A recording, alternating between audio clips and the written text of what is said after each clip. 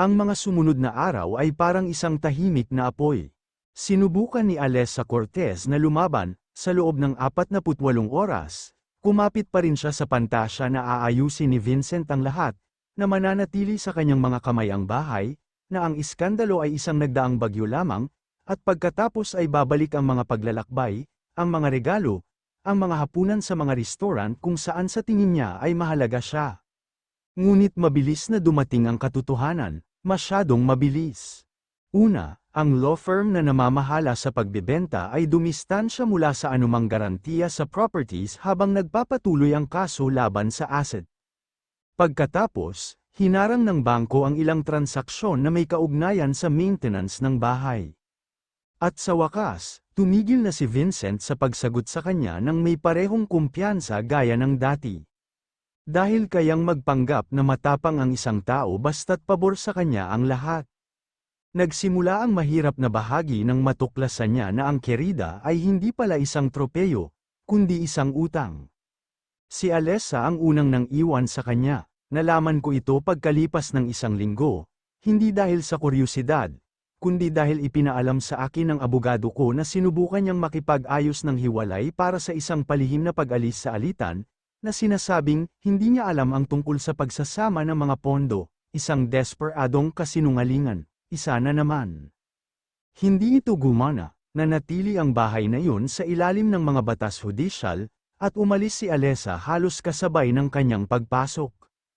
Nang walang titulo, walang mga susi, nang walang tagumpay. Natanging ang alingaw-ngaw ng huling pangungusap ko ang humahabol sa kanya na parang sampal sa mukha.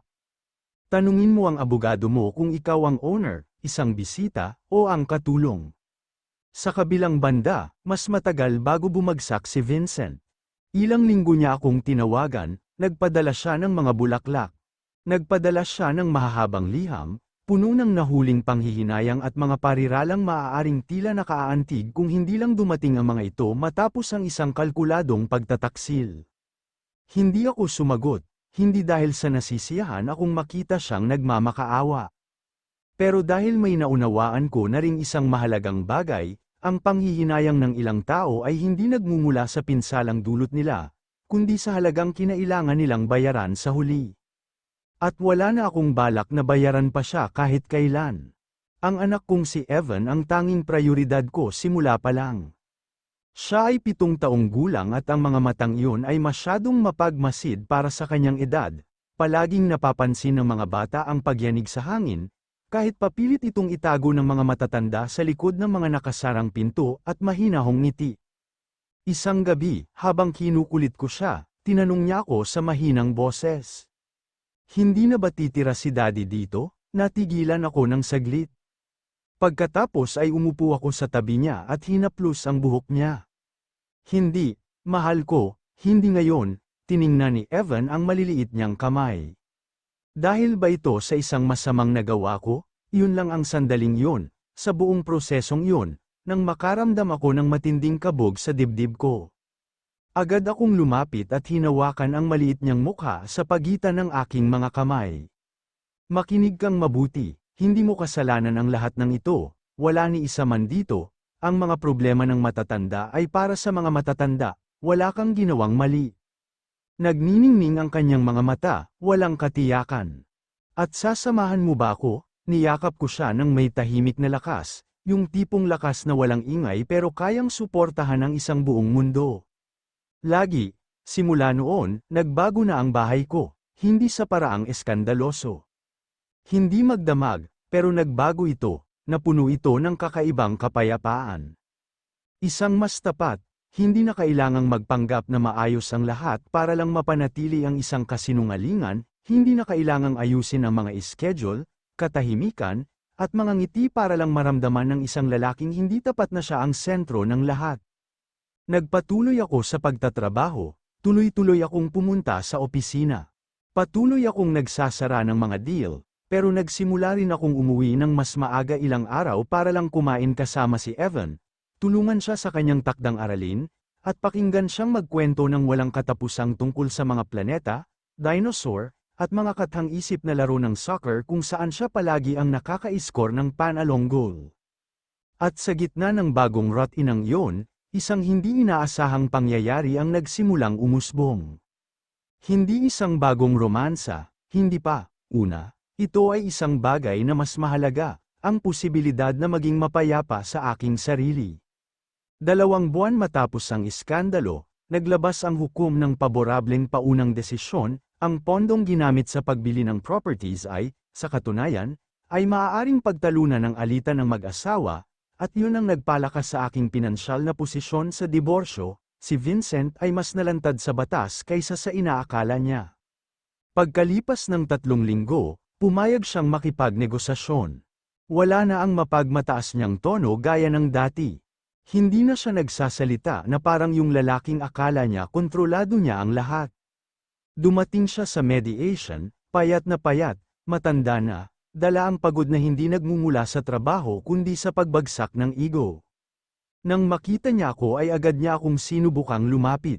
Hindi ako gumalaw, tumigil siya. Sa sesyon, binitawan niya ang mga argumento na dati sana'y lalabanan niya hanggang sa puntong kalokohan.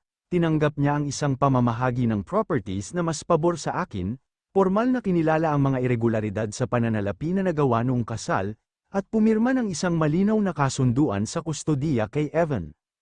Nang matapos ang lahat, hiniling niya na makausap ako ng ilang minuto. Tumingin sa akin ang abogado ko, naghihintay ng senyales. Tumango ako, iniwan nila kami sa isang maliit at tahimik na silid, na may bintana na nagpapakita ng kaunting kulay abong kalangitan sa ibabaw ng lungsod. Ilang segundo bago nagsalita si Vincent, hindi ko inakalang haantong ang lahat sa ganito. Tiningnan ko siya ng walang hinanakit, pero wala ring pag-aalinlangan. Ako rin, pero narito na tayo, napalunok siya ng mariin. Krustine, alam kong wala na akong karapatang humingi pa ng kahit ano, gusto ko lang sabihin sa iyo na sinira ko ang pinakamagandang bagay na meron ako. Sinabi niya yun gamit ang basag na boses, at marahil sa unang pagkakataon, hindi siya parang isang aktor na nagsasanay ng panghihinayang. Para siyang lalaking nakatingin sa kanyang mga guho. Kahit na ganoon, hindi nagbago ang sagot ko, sinira mo na yan bago pa man ako kumatok sa pinto ng bahay na yan. Pumikit siya sandali, tumango siya, parang isang taong sa wakas ay nakatanggap ng katotohanang matagal nilang iniiwasan. Paglabas ko ng silid na yun, hindi ako nakaramdam ng tagumpay. Malaya ang pakiramdam ko, at ang pakiramdam na yun ay mas mahalaga kaysa sa anumang paghihiganti. Ang diborsyo ay natapos ilang buwan pagkalipas ng walang malalaking pampublikong iskandalo, bagamat sa ilang grupo ng Upper East Side, ang paksa ay patuloy na kumakalat na parang isang eleganteng bulong, ang tahimik na asawang babae na naging mas makapangyarihan kaysa sa inaakala ni Newman, ang asawang lalaki na napagkamalan ang pagiging mahina sa pagpapasya, ang kerida na sinubukang pumasok sa isang mansyon sa maling pinto at nauwi sa paglabas sa isang kaso. Pero habang ang iba ay nagsasalita, ako naman ay tumayo. Nagpasya akong magbukas ng isang bagong dibisyon sa loob ng Valencia Fund na nakatuon sa pagsuporta sa mga kababaihang nangangailangan ng legal at pinansyal na suporta upang muling itayo ang kanilang buhay pagkatapos ng pagtataksil, pag-iwan, o mga hindi pagkakaunawaan sa properties. Hindi ko ito ginawa para sa aking imahe. Ginawa ko yun dahil noong mga linggong yun ay napagtanto ko kung gaano karaming matatalino, may kakayahan, at maging napakatalinong kababaihan ang nananatiling paralisado hindi dahil sa kawalan ng lakas ng loob, kundi dahil sa kakulangan ng mga mapagkukunan. At pareho ko itong naranasan, ganito isinilang ang Evan Foundation. Si Evan ang pumili ng pangalan, dahil kapag malungkot ka, seryoso niyang paliwanag, habang gumuguhit ng asul na linya sa isang piraso ng papel, kailangan mong makakita ng isang bagay na malayo para malaman mong may daan pa sa unahan. Umiyak ako ng araw na yon, pero puro luha ang mga yon. Yung tipong hindi nagmumula sa sakit, kundi sa pagmamahal. Ang inaugurasyon ng pundasyon ay naganap pagkalipas ng 6 na buwan, sa isang naibalik na gusaling white, may mga mamamahayag, negosyante, abogado, solong ina, mga kabataang babae na nagsisimula pa lamang, at iba pa na gumugol ng mga taon sa pag-aaral na bumangon muli. Nagbigay ako ng maikling talumpati, hindi ko napag-usapan si Vincent. Hindi ko nabanggit si Alessa, hindi ko ibinahagi ang mga detalye ng aking kwento. Sabi ko lang, minsan, hindi naman nasesire ng pagtataksil ang isang babae, pinipilit lang nito siyang tumigil sa pamumuhay ng nasa kalagitnaan. Ang sumunod na palakpakan ay mahaba, mainit, at tunay. At sa karamihan, na nakaupo sa unang hanay, ay sina Daddy Ramon, Mommy Marcela, at Evan. Ikinagulat ng marami ang presensya ng mga dating biyenan ko. Hindi ako, pagkatapos ng diborsyo, pareho silang napanatili ang malapit na relasyon sa kanilang apo, at kasama ko, dahan-dahan, mapagkumbaba, at matatag, muling binuo nila ang isang bagay na hindi pa lubusang umiral noon, ang tunay na paggalang. Si Mommy Marcela ang unang tumayo at niyakap ako sa pagtatapos ng kaganapan. Punong-puno ng luha ang mga mata niya, kinailangan kong mawala ang maraming blind spots para makita-kita kung sino ka talaga, bulong niya. Sa pagkakataong ito, nang humingi siya ng tawad sa akin, niyakap ko naman siya pabalik. Dahil ang taos-pusong pagsisisi, kapag pinaninindigan ng mga gawa at hindi lamang ng mga salita, ay nararapat ding magbukas ng pinto.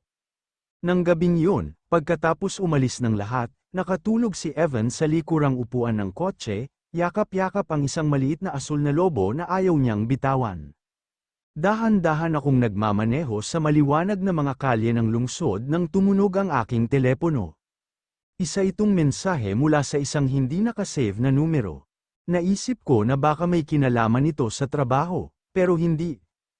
Isa itong picture, si Evan, ilang oras ang nakalipas, nakaupo sa isang mesa noong inaugurasyon, tumatawa ng malakas habang ako, nang hindi ko namamalayan, ay nakatingin sa kanya ng may mapayapang ngiti. Sa ilalim ng picture ay may isang pangungusap, may mga taong nagsisimula lamang sumikat kapag tumigil na sila sa pag-survive, binabati kita sa lahat ng iyong naitayo.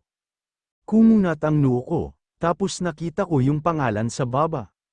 Gabriel Singson, nakilala ko agad ito, siya ang arkitekto na nanguna sa pagpapanumbalik ng brownstone sa syudad, isang edukado, mapagmasid, at mahinahong magsalitang lalaki, na sa mga nakaraang buwan ay ilang beses akong nakasalamuha sa gitna ng mga blueprint, mga pagpupulong, at mga desisyong biglaan, isang balo, ama ng isang batang babae, hindi siya kailanman nakikialam, hindi kailanman nagparamdam ng anumang hindi naangkop. Gayunpaman, sa higit sa isang pagkakataon, napansin ko ang paraan ng pakikinig niya sa akin, hindi nagmamadali, walang kalkulasyon, nang walang pangangailangang ipilit ang sarili na napagkakamalan ng maraming tao na lakas. Ngumiti ako, ibinaba ang telepono, at nagpatuloy sa pagmamaneho.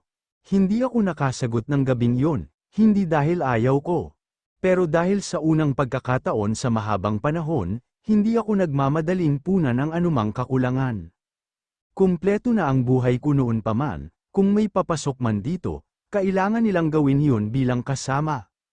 Hindi kailanman bilang kaligtasan, pagkalipas ng 2 linggo, niyaya ako ni Gabriel na magkape sa isang tahimik na terasa, sa kalagitnaan ng hapon, habang ang aming mga anak ay nasa isang aktibidad sa pagpipinta na inorganisa ng foundation. Tinanggap ko, hindi yun eksena mula sa isang pelikula. Walang mga malalaking pangako, walang musika sa background o ulan na parang pelikula. Isang malinis na pag-uusap lang, 2 matanda, sawang-sawa na sa maskara, nagtatawanan sa maliliit na bagay habang tumatagos ang araw sa mga puno. At nang tumingin siya sa akin at sinabing, ang pinakahinahangaan ko sa iyo ay hindi ang iyong lakas, ito ay ang hindi mo hinayaang maging malupit ka dahil sa sakit. Alam kong may bago, may maganda, na maaaring magsimula. Dahan-dahan, nang walang pagtataksil, walang kasinungalingan. Nang hindi ko na kailangang paliitin ang sarili ko para lang may ibang magningning. Pagkalipas ng 1 taon, nagmaneho akong muli para sa isang business meeting. Mula sa bintana ng kotse, natanong ko, sa di kalayuan, ang gated community kung saan dating nakatayo ang bahay na iyon.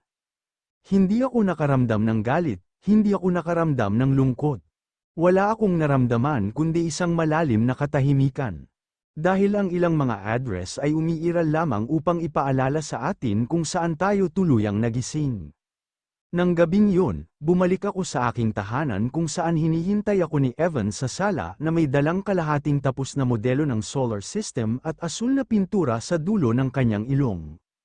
Nasa kusina si Gabriel, tumutulong sa paggawa ng mainit na tsokolate, habang ang kanyang anak na si Laika ay nakikipagtalo kay Evan kung ang Saturn ay isang mas mahusay na planeta kaysa sa Jupiter. Napuno ng tawanan ang bahay, ng buhay, ng katotohanan. Nanatili akong nakatayo sa may pintuan sandali, pinagmamasdan ang simple at magandang tanawing iyon, at naunawaan ang isang bagay na hindi ko sana mauunawaan noon. Hindi laging darating ang masayang wakas kapag nabawi mo na ang mga bagay na kinuha sa iyo. Minsan dumarating talaga kapag natutuklasan mo na sa simula pa lang ay deserve mo na ang isang bagay na mas maganda. Tumingala si Gabriel at ngumiti nang makita ko. Tumakbo papunta sa akin si Evan dala ang modelo. Mommy, sakto po ang oras ninyo, ngayon na talaga natin tatapusin ang mga bituin.